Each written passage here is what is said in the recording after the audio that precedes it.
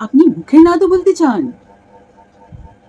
মনে মনে বলেনও, কিন্তু মুখে কথাটাই আসে না। আপনি জানেন যে আপনি ক্লান্ত, তাও হ্যাঁ বলে দেন।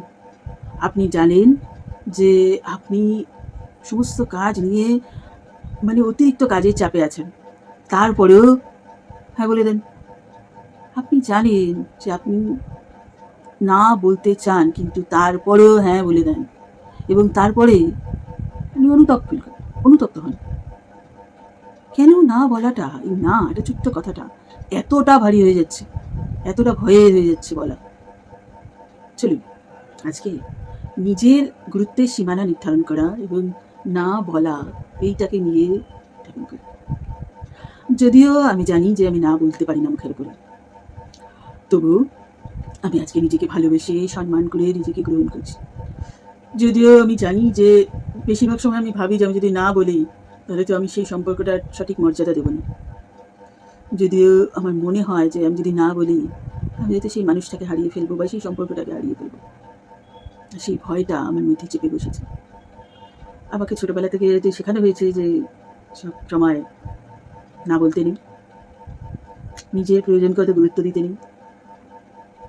কিন্তু আমার প্রয়োজনে আমি যদি সবার আগে পাশে না দাঁড়াই, কে দাঁড়াবে? আমাকে আমি যদি গুরুত্ব না দিই, কে দেবে?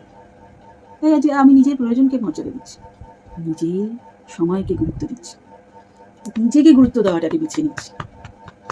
আর নিজেকে গুরুত্ব দেওয়া কখনোই অপরাধ নয়। নিজের সময় সীমা নির্ধারণ করা বা নিজের গুরুত্বের সীমা নির্ধারণ করা অপরাধ নয়। তাই আমি আজকে সহজভাবে না বলতে পারছি। আমি নিজের গুরুত্বের সীমানা নির্ধারণ করে সহজেই না বলাটাকে বেছে নিচ্ছি, আমার শরীর, মন এবং আত্মা দিয়ে। আপনি যদি আপনাকে গুরুত্ব না দেন, তাহলে আপনার মনে হয় যে পৃথিবীতে কে আপনাকে সব থেকে বেশি গুরুত্ব দিতে পারে? আপনার সব থেকে কাছের মানুষ তো আপনি। আর নিজেকে গুরুত্ব দেওয়া কখনোই অপরাধ না। নিজের গুরুত্বের সীমা নির্ধারণ করাটা কখনোই অপরাধ না।